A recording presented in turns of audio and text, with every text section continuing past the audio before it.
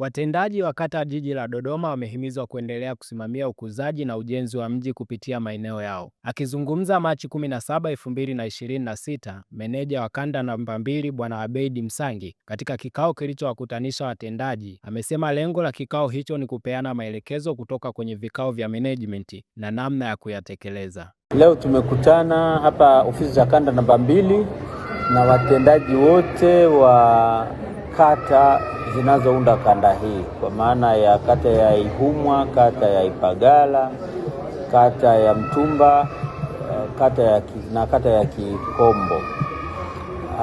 Lengo la kukutana hapa ni kupeana maelekezo kutoka kwenye vikao vya management na jinsi ambavyo tunayatekeleza.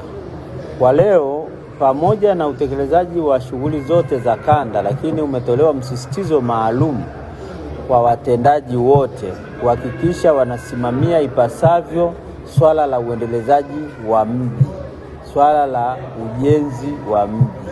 Kila mtendaji wa kata, mtendaji wa mtaa anapaswa kuhakikisha katika eneo lake anakagua majenzi yote mapya yanayoendelea sasa, alafu na kubainisha mangapi ambayo yanajengwa kwa kufuata taratibu, kwa maana yana vibali, na mangapi ambayo yanajengwa bila kufata utaratibu, kwa maana ya kwamba wajenzi wale hawana vibali, na hatua tutakazochukua katika wale ambao wanajenga bila vibali.